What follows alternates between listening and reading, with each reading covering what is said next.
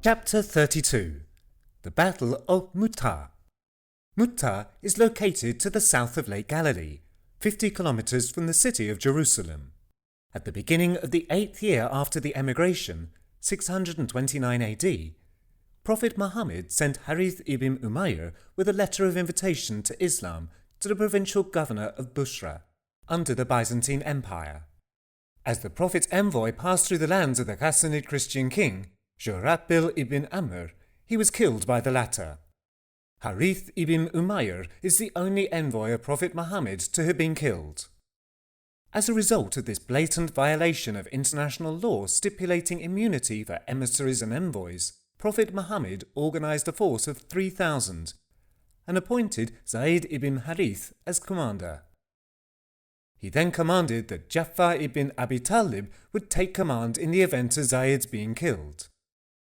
Abdullah ibn Rawaha would assume command if Ja'far was killed, and if he too were killed, then the Muslims would elect a commander from among themselves. The Prophet also ordered that when the place where the envoy was killed was reached, the people there would first be invited to Islam, and if they accepted, they were not to fight. He also commanded them not to touch children, women, the elderly, and those retreating to monasteries, not to inflict damage on the date gardens, not to cut down trees, and not to destroy buildings. The Muslim army reached Mu'tah via Wadi al-Qura and Ma'an. Here they confronted a large army of 100,000 or 200,000 according to accounts, including Byzantine forces under the general commander Theodorus, and Christian Arab tribes led by Shurabil ibn Amr. Jamadi al-Awwal, September 629. When Zayd ibn Harith was martyred at the battle's onset, the standard was taken by Ja'far ibn Abi Talib.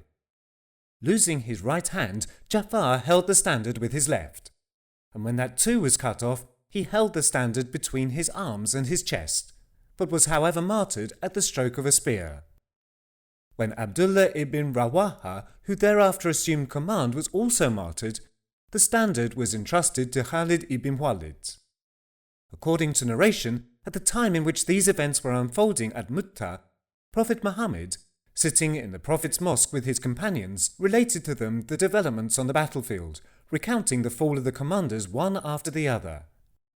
When the command was given to Khalid ibn Walid, he said, "Then the flag was taken by a sword amongst the swords of God," that is Khalid, "and God made them, the Muslims, victorious."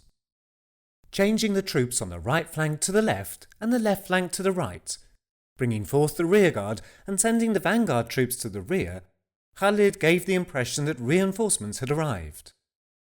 Changing the troops on the right flank to the left and the left flank to the right, bringing forth the rearguard and sending the vanguard troops to the rear, Khalid gave the impression that reinforcements had arrived. While slowly retreating, he inflicted as much damage on the Byzantine army as he could, occasionally gaining war spoils and succeeding in bringing the Muslim army safely back to Medina. The Muslims lost 15 of their men at Mu'tah.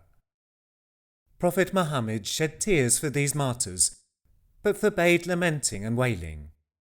He also directed relatives and those close to the bereaved families to take food and provide assistance with their tasks for 3 consecutive days.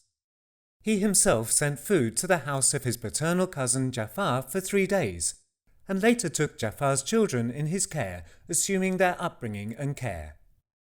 The Muslim troops at Mu'tah fought with resolve the enemy much greater in strength than them. 6 months prior to the Battle of Mu'tah, during the time at which Prophet Muhammad visited Makkah to make up for the minor pilgrimage that they could not perform earlier, Khalid ibn Walid had embraced Islam, had participated in battle alongside the Muslims for the first time, and, praised by the Prophet for the great valour he displayed in battle, was given the title Sword of God. As he himself narrates, "On the day of the Battle of Mu'tah, 9 swords were broken in my hand, and nothing was left in my hand except a Yemenite sword of mine."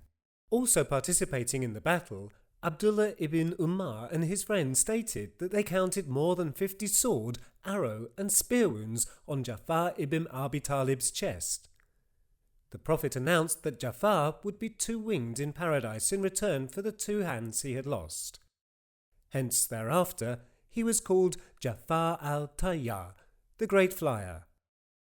The Prophet announced that Ja'far would be two-winged in paradise in return for the two hands he had lost. Hence, thereafter, he was called Ja'far al-Tayyar, the Great Flyer.